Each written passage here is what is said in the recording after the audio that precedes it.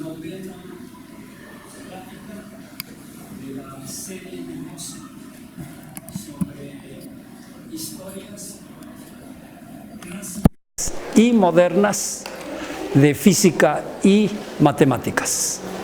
Entonces, las 6 primeras conferencias fueron sobre cosas clásicas y las 6 siguientes son sobre cosas modernas.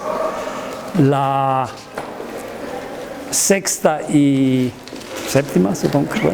No, la séptima y octava fueron sobre cuerpo negro, radiación electromagnética y su cuantización, que es básicamente el antecedente del trabajo de Planck, en que pudo deducir la distribución de frecuencias para la radiación electromagnética en equilibrio termodinámico con la materia. Entonces, esa ya fue propiamente la primera plática de las que podemos ponerles el calificativo de moderno. Y la segunda fue la semana pasada sobre el tema de espacio y tiempo y espacio-tiempo. Originalmente iba a ser solamente sobre la parte de la electrodinámica de los cuerpos en movimiento, que fue el trabajo de Einstein de 1905, en que presentó la relatividad especial. Pero como la semana pasada ya se anunció el premio Nobel, pues aprovechamos la propaganda y extendimos a espacio-tiempo curvo con las correspondientes perturbaciones que se manifiestan como ondas gravitacionales y que fueron detectadas por primera vez desde hace 2 años. Y el año pasado mucha gente esperaba que ya hubiera premio Nobel por ese trabajo, pero los del premio Nobel también son cautos y después de 1 año ya lo reconocieron. Entonces, hoy vamos a hablar ya hablamos de cuantización en conexión con la radiación, es el trabajo de Planck, pero ahora vamos a continuar con el estudio de la materia a nivel atómico y subatómico. Voy a señalar también que la segunda plática que tuvimos la titulamos Materia, Estados y Transformaciones. Aquí hoy voy a estar hablando sobre sistemas moleculares, sistemas atómicos, sobre núcleos atómicos, partículas elementales, que podríamos decir, dentro de las pláticas también hablamos de la hipótesis atómica en 2 momentos, precisamente en conexión con el estudio de la materia, especialmente en su estado gaseoso, y que fue lo que motivó a Dalton a proponer la versión moderna de la hipótesis atómica. Él la hizo de manera cualitativa, pero Avogadro fue quien le puso el elemento de cuantitativo. Y desde luego el número de Avogadro viene a ser el punto de conexión entre la física macroscópica con la que estamos muy bien familiarizados y a nivel atómico y subatómico. Desde luego en 1900 había muchos físicos y químicos incluyendo los que empezaron a sacar premio Nobel con el siglo, que dudaban y decían que la hipótesis atómica no era necesaria para entender el comportamiento de la materia. En 1905, Einstein, además de su trabajo de la relatividad, dijo: si existen los átomos, yo les puedo decir una manera de que lo examinen, pero en el proceso también van a poder contar los átomos. Y era a través del trabajo en el que pudo calcular las fluctuaciones dentro de la física estadística, que desde luego se había empezado a desarrollar desde los Bernoulli, pero en forma ya más como la teoría cinética de los gases, pero de manera ya más formal por el trabajo de Maxwell, con la distribución de velocidades de un gas ideal, y también de Boltzmann, con las distribuciones de energía para cualquier sistema físico a una temperatura dada. Y los experimentos que propuso Einstein era simplemente estudiar suspensiones y determinar las distribuciones de densidad dentro de la solución. Y fue Perrin quien llevó a cabo estos experimentos, pero cuando le dieron el premio Nobel, ya además de demostrar que existían los átomos, ya se estudió su estructura. Los experimentos de Rutherford, bombardeando laminillas de oro con haces de partículas alfa emitidos por fuentes de polonio o de radio, le llevaron a determinar que el modelo del budín de ciruelas de Thomson no era el bueno, sino que toda la carga positiva estaba concentrada en un radio 10,000 veces menor que el radio típico de los átomos. Y allí está concentrada toda la carga positiva. Y las ciruelas están dando vueltas por allá afuera. Entonces, la física nuclear arrancó desde 1896 con el descubrimiento de la radioactividad. Eventualmente se reconoció que los procesos de radioactividad son procesos que ocurren en el núcleo, ¿no? Aunque hay algunos que tienen que ver también con los electrones en los átomos.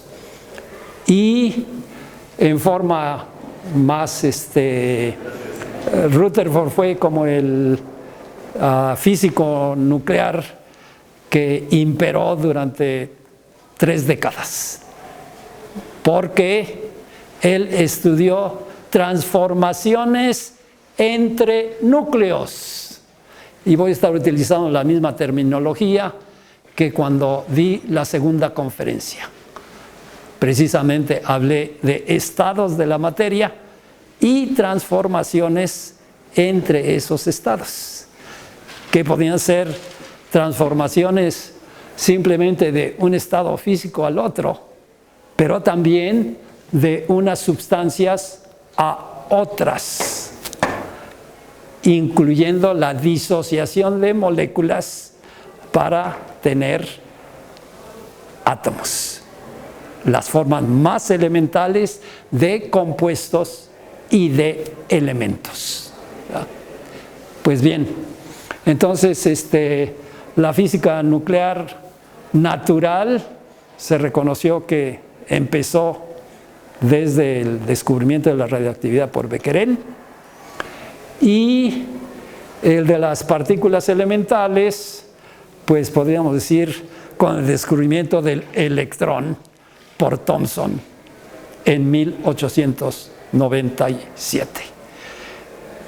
De los núcleos que existen en la naturaleza, hay alrededor de 400 a 500 especies.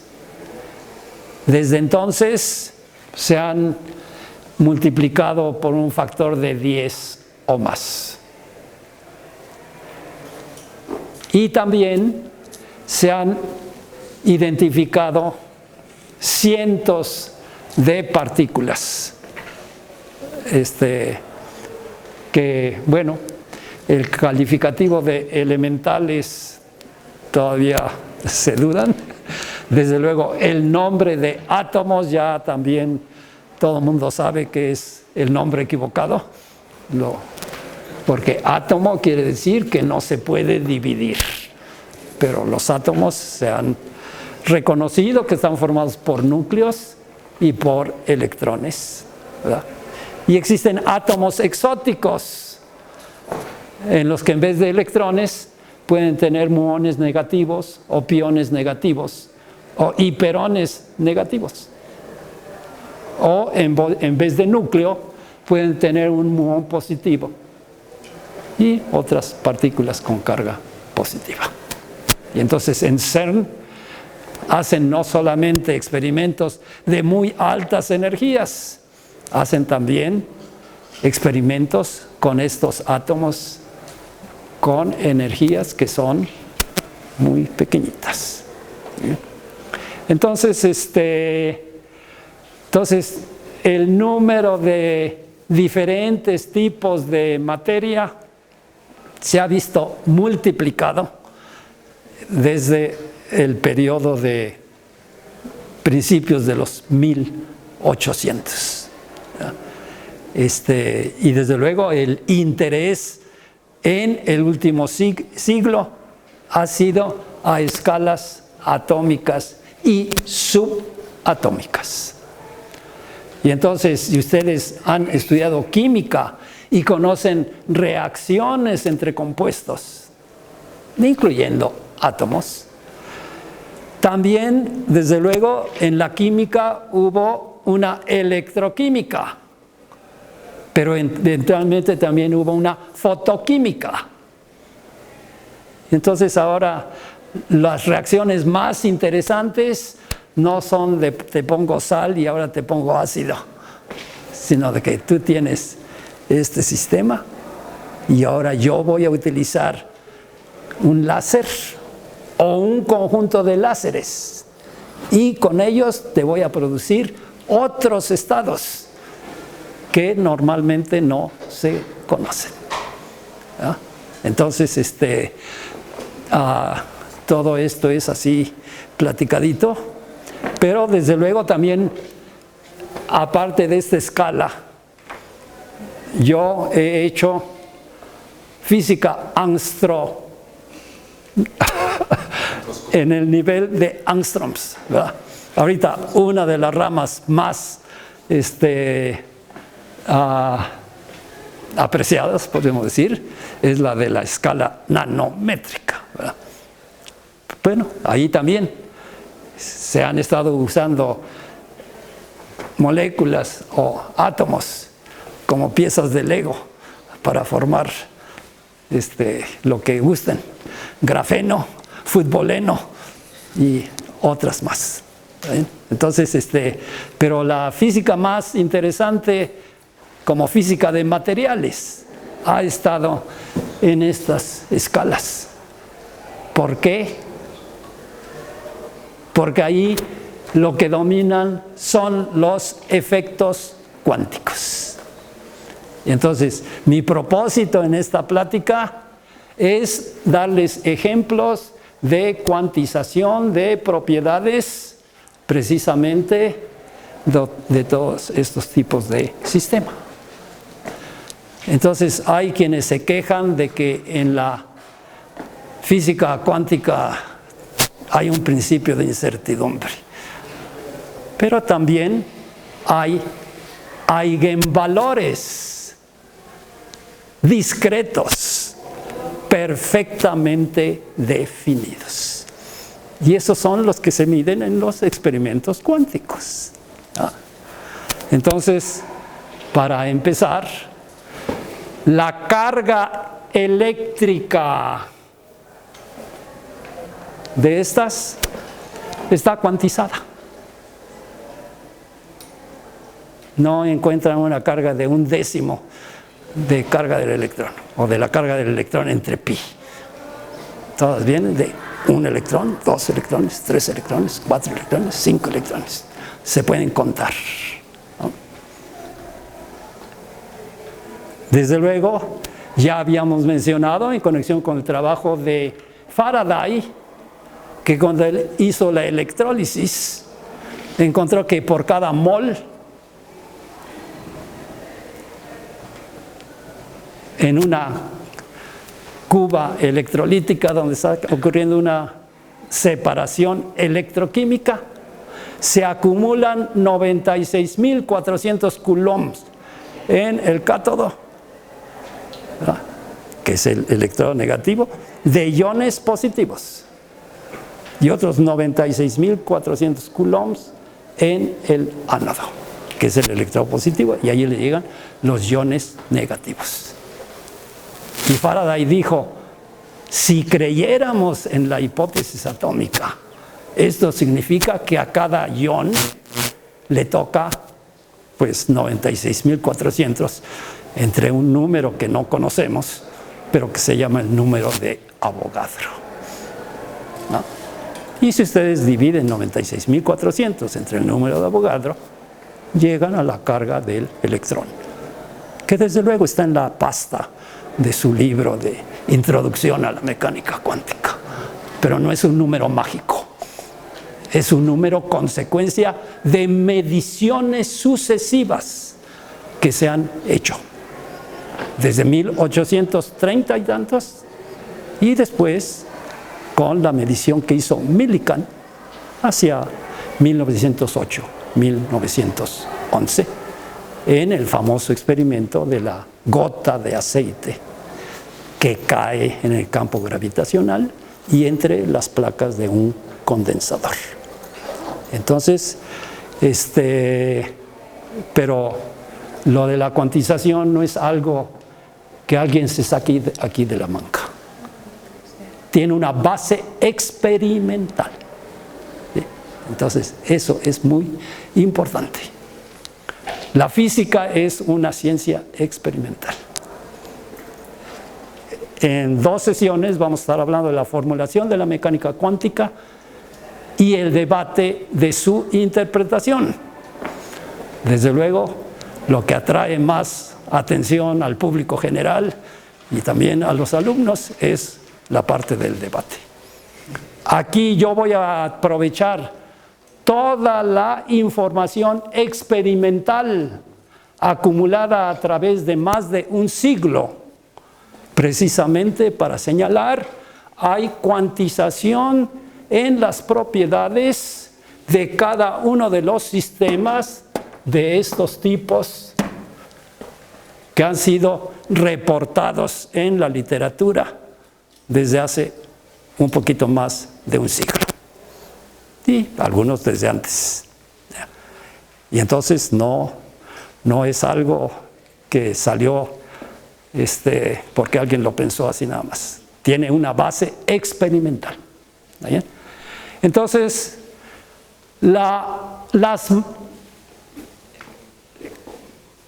estas partículas elementales, el electrón. Entonces, desde luego voy a hacer propaganda. Yo escribí el electrón centenario. Y entonces alguien me pregunta, ¿y qué cosa es el electrón? ¿Cómo lo defines? Pues el electrón ha quedado definido por una serie de medidas que se han ido haciendo. Y lo que diga yo con respecto al electrón, ustedes lo pueden poner en términos de cada uno de los núcleos y en términos de cada una de las partículas que se han ido descubriendo de manera sucesiva. ¿Ah? Y entonces, de la misma manera que ha habido reacciones químicas, ha habido reacciones nucleares, de las que el pionero fue precisamente Rutherford. Rutherford tenía partículas alfa que podía utilizar como proyectiles y de esa manera descubrió el núcleo atómico, pero también fue capaz de transmutar el núcleo. convertir un tipo de núcleo en otro tipo de núcleo. Eso lo logró desde 1918. ¿Sí? Bombardeando oxígeno con protones, detectando que salían partículas alfa y basándose en la conservación de la carga y de la masa, concluyó que esta había sido una reacción en la que el protón le pegó al oxígeno y se convirtieron en una partícula alfa y en un nitrógeno. ¿Sí? Entonces, esa es una reacción nuclear. Y entonces, pues ya, esa es la tras de lo que andaban los alquimistas, ¿verdad? Y bueno, todos querían convertir a oro, pero eso ya. Como resultado de eso, precisamente, de 500 especies nucleares que se conocían cuando se descubrió la radioactividad, en la actualidad se han identificado más de 5.000 núcleos. Y desde luego, si contamos el estado base y todos los excitados, pues entonces tienen ustedes millares o más estados. Porque ¿cuántos estados tiene el átomo de hidrógeno? Pues sus niveles de energía van como 1 entre n cuadrada, ¿verdad? Menos 13.6 electronvolts entre n cuadrada. Pero entonces ustedes lo pueden tener en el estado con n igual a 1, o en 2, o en 3, o en 4, o en 5, o en 6, o en 7, y hasta infinito. Entonces tiene un número infinito de estados. Y ustedes pueden estudiar transiciones entre dos estados cualesquiera de ellos. ¿Sí? Y entonces, sí quiero insistir en el término que utilicé para describir la segunda conferencia. Esa metodología para producir nuevos sistemas y estudiar con qué radiaciones lo pueden hacer es lo que se llama espectroscopía. La espectroscopía de la que ya hablamos aquí, de simplemente quemen su sal en el mechero de Bunsen, ¿verdad? Y vean qué colores salen, de las longitudes de onda o de las frecuencias de la luz emitida o absorbida. Ustedes pueden decir cuáles son los estados de su átomo. Y los que utilizan el acelerador Van der Graaf o los otros, o el de CERN, están haciendo reacciones nucleares o reacciones de partículas elementales. Algunas de estas ocurren de manera natural. La Tierra está siendo bombardeada continuamente por partículas. Algunas son de duración de vida media muy corta, pero a eso se les llama rayos cósmicos. Fueron detectados por primera vez hacia 1911 por Victor Hess, y él encontró que si se subía a un globo y se iba a las alturas, la intensidad era mucho mayor. La atmósfera y también la ionosfera nos protegen de esos rayos cósmicos. Si no tuviéramos la ionosfera y la atmósfera, bueno, tampoco estaríamos aquí. Bueno, pues entonces, esos estudios espectroscópicos han permitido entender que estos núcleos, de la misma manera que los átomos, pueden estar en un estado más bajo de energía posible, pero también en otros que son excitados y a los que para subir hay que meterle una energía perfectamente definida. Los niveles de todos estos sistemas están cuantizados. ¿Ah? Pero esto es cierto también para los átomos y para las moléculas y para los sólidos, ¿verdad? Entonces, también hay una espectroscopía de sólidos que se puede hacer con luz, pero desde luego también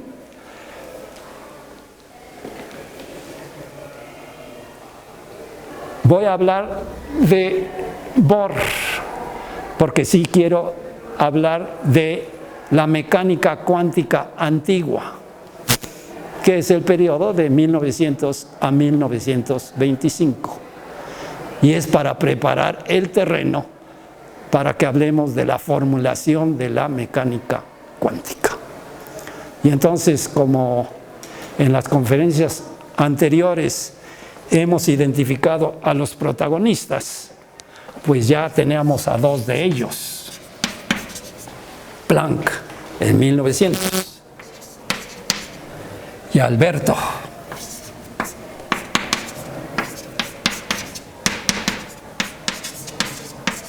en 1905, especialmente con el trabajo sobre, lo llamó un punto de vista heurístico sobre la interacción de la radiación y la materia. Y en la que él dijo, Planck introdujo el concepto de cuanto de radiación como la energía intercambiada entre el campo de radiación y la materia, diciendo que el intercambio viene en múltiplos enteros de una cantidad que es proporcional a la frecuencia. Pero Einstein, en su trabajo de 1905, dice, si analizamos fenómenos como la fluorescencia, la fosforescencia y en particular el efecto fotoeléctrico, las cosas se entienden mucho mejor si pensamos que esa energía cuantizada se refiere a la energía de la luz misma.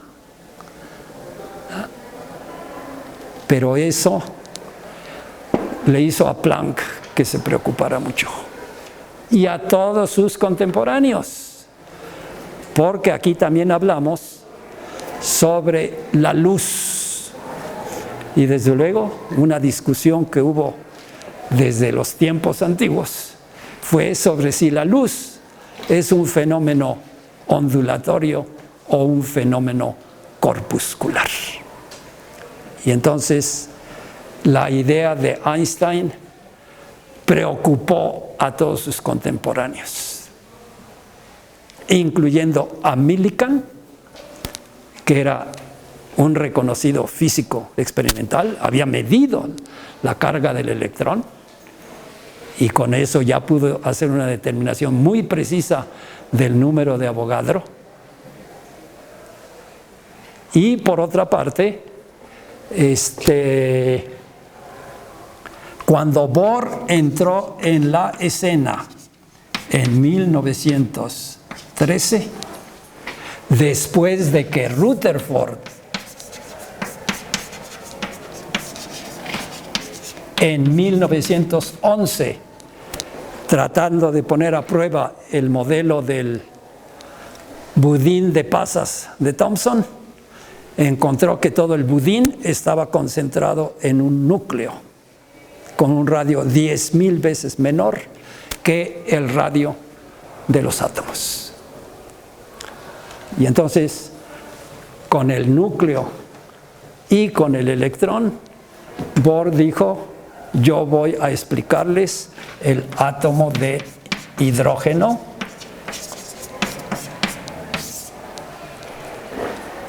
pero desde luego explicar el átomo de hidrógeno no es suficientemente preciso. Lo que Bohr se propuso fue explicar el espectro visible del átomo de hidrógeno. Y a mí me gusta decir, Balmer jugó un papel similar al de Kepler para el trabajo de Newton. Porque Balmer lo que hizo fue poner la frecuencia de las líneas del espectro del hidrógeno en una fórmula empírica. De la misma manera que Kepler puso las leyes del movimiento planetario de una manera empírica, ¿verdad? Y esa fue la base con la cual Newton, y esto se refiere a la primera plática, logró hacer la síntesis del movimiento en la Tierra y en el cielo. Pues bien, Bohr empezó a meter parches cuánticos, lo que se llama la mecánica cuántica antigua, era física clásica con parches cuánticos. El trabajo de Bohr fue a lo largo de las siguientes líneas. Antes de Rutherford y antes de Bohr había habido un japonés, Nagaoka, en la que propuso un sistema planetario para los átomos. Pero este sistema va contra lo que dice Newton y lo que dice Maxwell. Si este electrón va a estar en una órbita circular, tiene una aceleración que desde luego no es más que la aceleración debida a la fuerza de Coulomb que ejerce el núcleo sobre él, ¿verdad? Pero si tiene una aceleración, Maxwell dice que cualquier partícula acelerada va a emitir radiación a costa de su energía mecánica. Entonces, si tú me dices que empezaste con órbita circular, Maxwell te dice, sí, empieza en circular, pero tu radio se te va a ir haciendo más chiquito.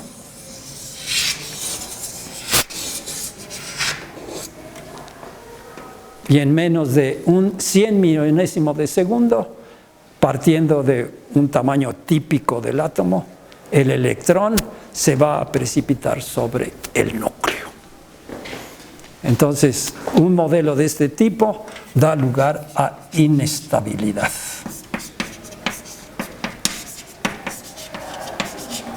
Entonces, con ese argumento, la propuesta que había hecho Nagaoka desde finales de los 1890s, ya no habló más de él. Pero cuando Rutherford dijo, aquí hay un núcleo cargado positivamente, y Thomson había demostrado que en todas partes aparecen electrones y seguramente también en los átomos. Y entonces Bohr dijo, ¿cómo podemos hacerle para quitarle esta parte? Pues entonces él dijo, bueno, yo aquí voy a meter un parche cuántico. Y entonces él dijo, bueno, yo voy a suponer que existen órbitas estacionarias. Ese es su postulado número 1. Y para facilitarse la vida, consideró nada más órbitas circulares. Y entonces, ¿qué cosas son estacionarias? Que aunque tiene aceleración, no le va a hacer caso a Maxwell y no va a radiar. Y si la órbita es estacionaria, pues ahí se va a quedar, ¿verdad? Y entonces, es el postulado 1. El postulado 2 dijo las órbitas estacionarias son aquellas en las que la masa por la velocidad y por el radio de la órbita son un número entero de la constante de Planck dividida entre 2pi. Ustedes reconocerán que esto no es más que el momento angular orbital. Entonces, aquí está implícita la cuantización del momento angular orbital. Y desde luego, en el caso de clásico, una partícula que esté acelerada va a emitir radiación que depende de la trayectoria que tenga a través de su aceleración. Pero Bohr tenía que inventarse otro proceso, ¿verdad? Déjenme escribir aquí también. Planck dice la energía intercambiada entre el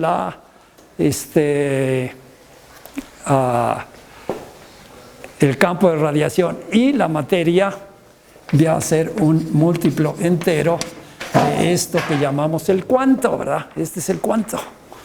Entonces aquí está el parche cuántico. Ese es el parche cuántico. Nada más va a ser de a un cuanto, de a dos cuantos, de a tres cuantos, etc. ¿Está bien? Y por otra parte, él tenía que decir y cuáles son las frecuencias que va a poder absorber o emitir de la radiación que puede absorber. Y desde luego, la fórmula de Balmer era la que ya describía eso en base a experimentos, ¿verdad? Bueno, pues entonces lo que dijo es: estas órbitas estacionarias van a tener un momento angular bien definido y van a también tener una energía bien definida. Y entonces vamos a considerar una transición entre una órbita estacionaria inicial y una órbita estacionaria final. Y entonces, pues este sería el cambio en la energía de mi sistema cuántico. Y entonces, si le hago caso a Planck, entonces esto dividido entre h me daría la frecuencia de transición correspondiente. Con estos tres postulados, en el que está este parche cuántico y esta propuesta es muy importante, porque esto es lo que se describe en la literatura con los saltos cuánticos que propuso Bohr, y en los que Schrödinger dijo: eso de los saltos cuánticos yo no me la creo. Y entonces también en la literatura ha habido mucha discusión, especialmente en los periodo entre 35 hasta finales del siglo. Es decir, esto de los saltos cuánticos nada más existe en la cabeza de Bohr. Espero en la última sesión del 16 de noviembre hablar de experimentos cuánticos sobre puntos del debate que ha estado ocurriendo en los últimos 80 años. ¿Está bien? Bueno, entonces aquí tienen cuantización del momento angular, y Bohr se fue por decir: yo estoy pensando como Planck, no quiero pensar como Einstein. Einstein estaba pensando, o su propuesta era: la energía de la luz con una frecuencia F viene únicamente en múltiplos enteros de esta cantidad. De tal manera que pueden decir un fotón, dos fotones, tres fotones, todos de la misma frecuencia.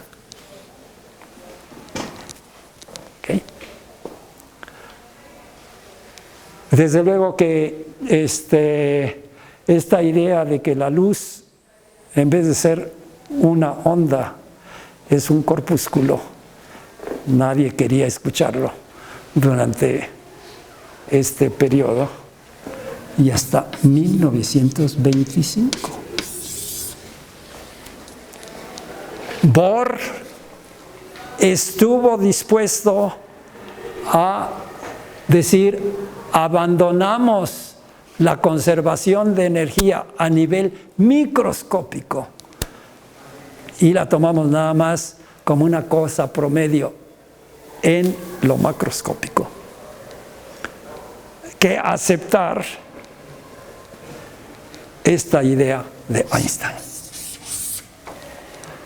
Einstein tuvo oposición de Millikan,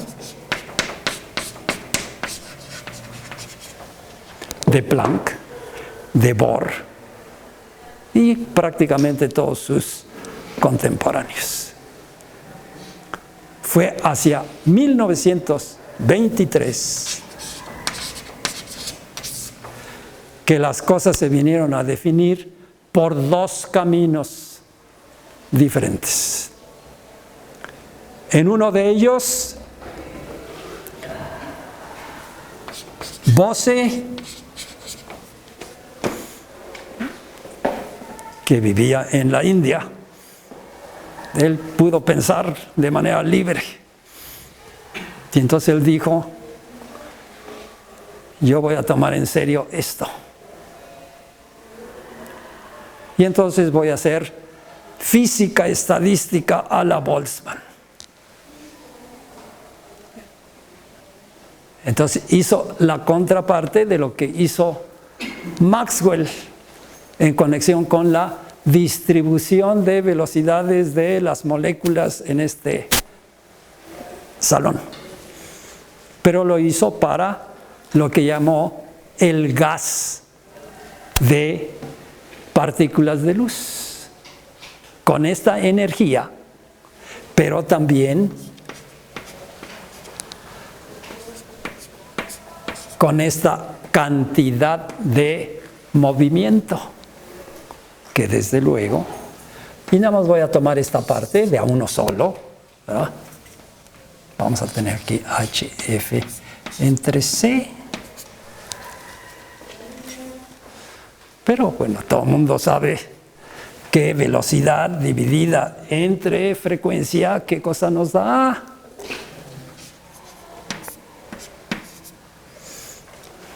Longitud de onda. Y entonces Bose hizo mecánica estadística para el gas de partículas de luz y dedujo o demostró la ley de distribución de Planck.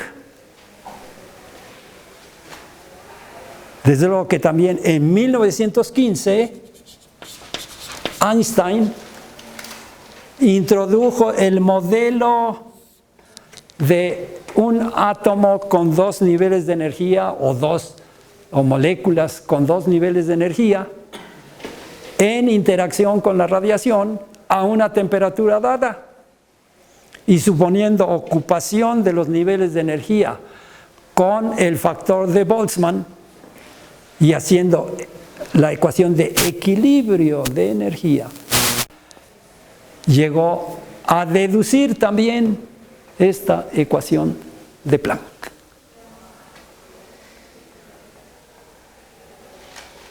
Pero adicionalmente, en el 23 se estaban haciendo ya experimentos de dispersión de rayos X o de rayos gamma dispersado por electrones. Compton. Este es el efecto Compton. Compton era experimental. Y entonces él explicó esto como si fuera una colisión elástica en la que hay conservación de energía y conservación de cantidad de movimiento. Y encontró cuál debería de ser el cambio en la longitud de onda correspondiente de lo que llamó el fotón dispersado. Y entonces encontró que era una cosa así. Esta es la longitud de onda de Compton, que depende de la constante de Planck, la velocidad de la luz y la masa del dispersor. Y en términos de este ángulo de dispersión,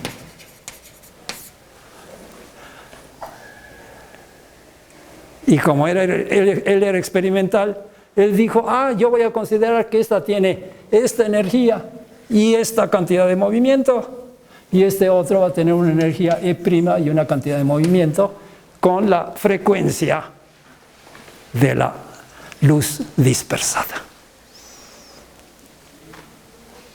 Esto era también en 1923, ahí se conjugaron las cosas. En ese momento también Bohr ya se había hecho famoso, ya había sacado el premio Nobel, porque pudo explicar la tabla periódica a partir de el uso de las órbitas estacionarias.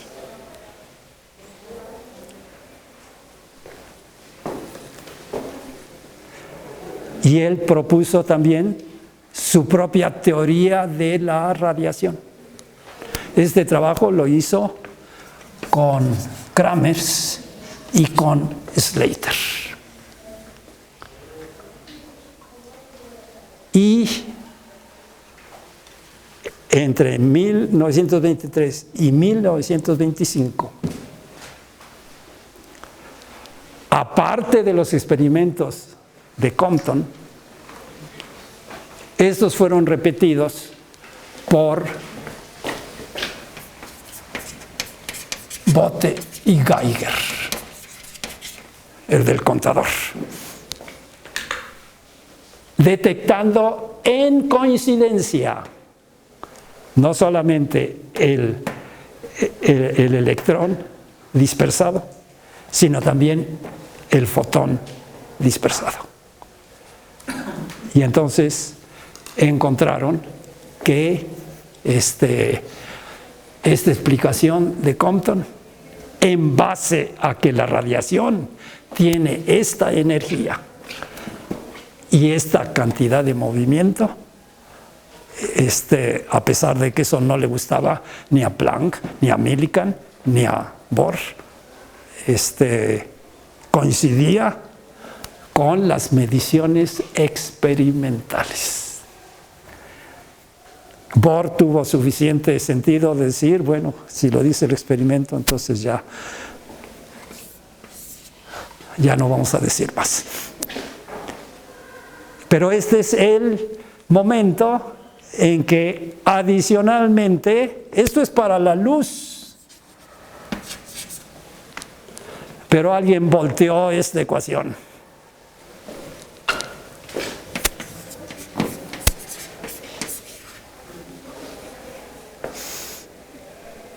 Fue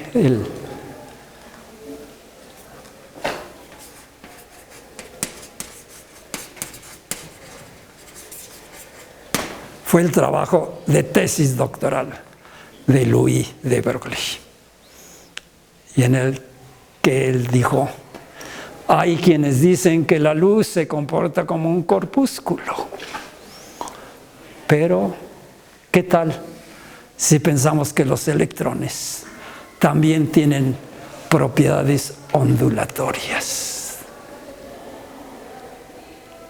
Y yo también quiero entender qué significa esto.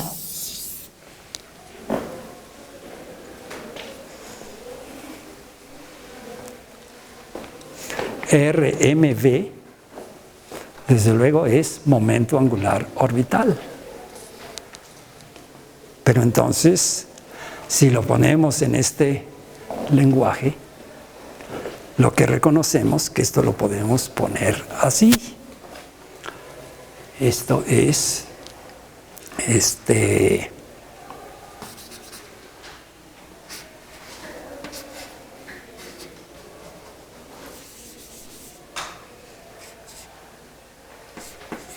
Esto es esto, ¿verdad? ¿Está bien? Digo, aquí ya nada más le pongo igual.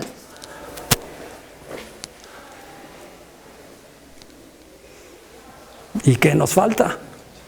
Pues lo que vamos a poner es ahora H entre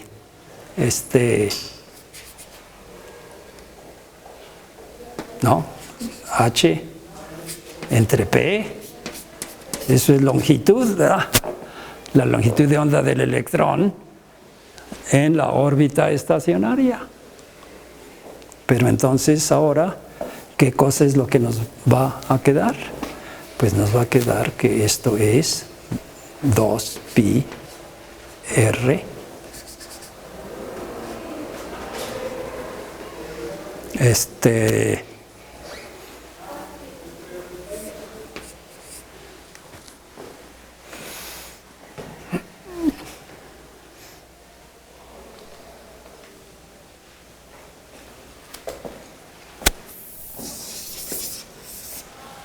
esta es la condición de estacionariedad para ondas alrededor de un círculo.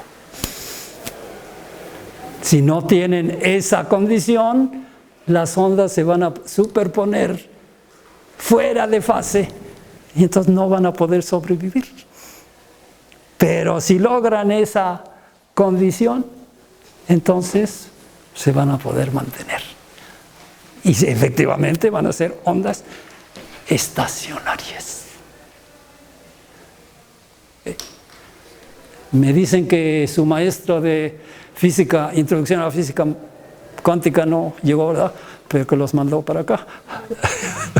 ¿Ya vieron esto en el curso o lo están viendo? ¿Sí? Este es uno de los pasos más importantes y viene a ser un paso entre la mecánica cuántica antigua y la nueva. Esta idea la tomó en serio Schrödinger. Schrödinger era físico matemático y sabía mucho sobre cuantización en medios clásicos, en sistemas clásicos, ¿verdad? Toda la acústica tiene, ¿verdad?, instrumentos que trabajan a frecuencias perfectamente definidas. Y desde luego existen también, en ingeniería son muy importantes, ¿verdad? Entonces aquí muchos de los daños es porque hubo resonancia entre el espectro del sismo y las frecuencias naturales de algunos de los edificios. Entonces, anticipando la formulación de la mecánica cuántica, espero que los haya convencido de que todos estos tienen sus propiedades cuantizadas. De hecho, los núcleos y las partículas elementales tienen otros grados de libertad y propiedades precisamente cuánticas que las otras materias no poseen. Para las partículas elementales hay sabores y colores. Entonces, desde los núcleos, desde que se descubrió el neutrón, Heisenberg reconoció que el protón y el neutrón son dos formas de las componentes del núcleo, de los nucleones. Y tienen masa casi igual. Uno tiene carga y el otro no tiene carga. Y entonces él aprovechó lo que existía para el spin de rotación de los electrones y se inventó algo que se llama el spin isotópico. Y ese spin isotópico es de un medio para los protones y neutrones. Y podemos considerar uno con spin hacia arriba y el otro con spin hacia abajo. Y podemos determinar su carga. Entonces la carga es igual al número de nucleones más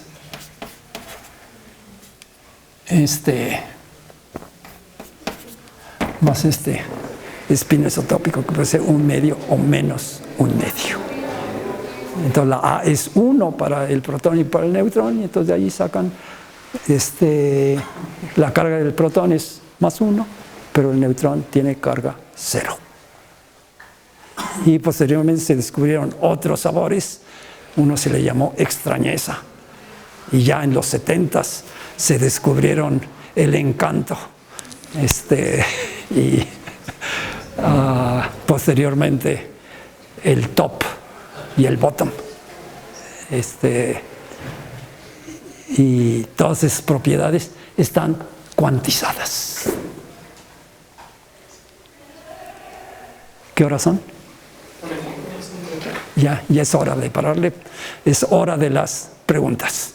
Entonces, lo único que quiero para concluir es señalar que cuantización es un fenómeno recurrente en estos niveles de estructura de la materia. Y ya les di los antecedentes. Aquí, a través de los trabajos de Bose y de Compton, se reconoce que la idea de Einstein es mejor que la de Planck, y que entonces ¿qué cosa es lo que diferencia ondas y corpúsculos? La energía de la onda y su cantidad de movimiento están distribuidas en el espacio y en el tiempo. Pero en estos procesos que estamos discutiendo aquí, la energía se intercambia en un periodo muy corto, y la cantidad de movimiento también. Es como darle una patada, ¿verdad? Y el efecto fotoeléctrico no ocurre si la frecuencia no es suficiente. Hay un efecto umbral. Millikan dijo, la ecuación de Einstein es correcta, pero no podemos aceptar su hipótesis de cuantización de la energía de la radiación. Entonces, la idea de que el electrón tiene propiedades ondulatorias, esa la tomó en serio Schrödinger. Les voy a decir cuál es el nombre de la colección de trabajos que publicó Schrödinger. Se los pongo en el idioma original, y creo que todo el mundo lo va a entender, ¿verdad? Cuantización, cuanticieron, als, como,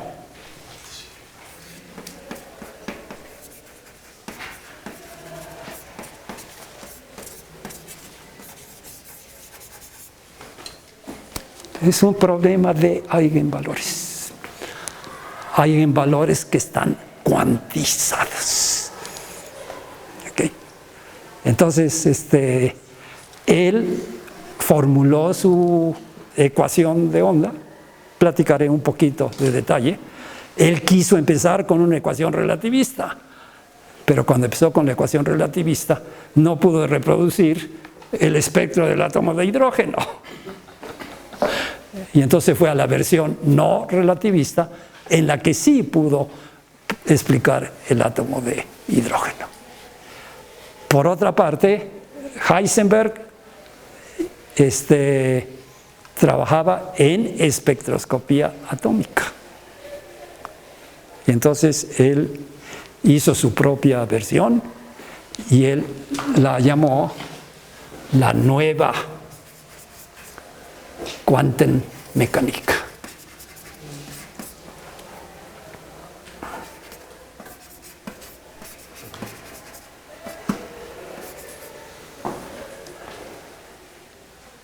Vamos a ver las diferencias entre ellos, que Schrödinger se encargó rápidamente de decir son la misma cosa.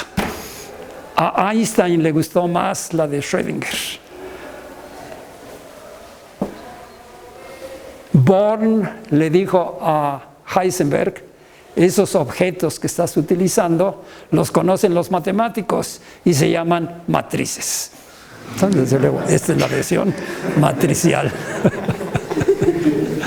Pero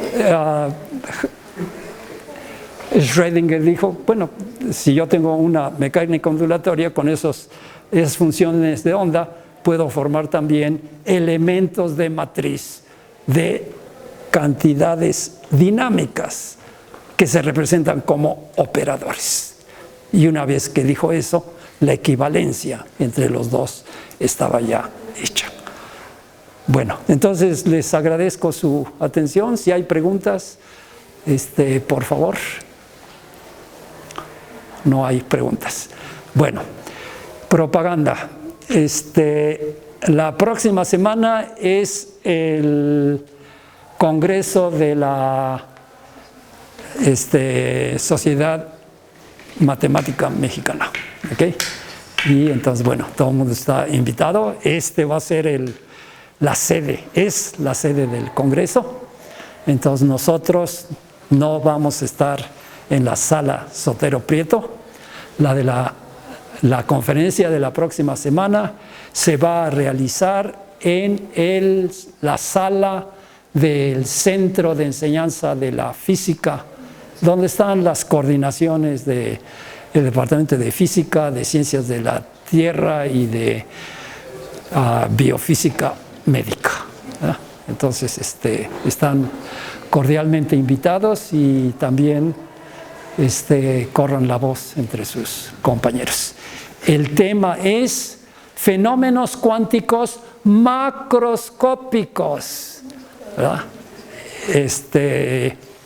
Superconductividad, superfluidez, condensados de Bose-Einstein, que salió de aquí como una predicción precisamente, y que se han implementado en la región de microondas desde los 50 y en la región visible desde finales de los 50 y que han revolucionado la manera de hacer espectroscopía. Entonces, podríamos decir, la espectroscopía de los últimos 50 años son espectroscopías dinámicas, porque se tienen fuentes de luz con energía bien definida, momento angular bien definido, coherencia. Y es lo que hace la gran diferencia con respecto a las espectroscopías de un siglo atrás, con las de Mechero de Bunsen. Okay. Bueno, pues muchas gracias por su atención.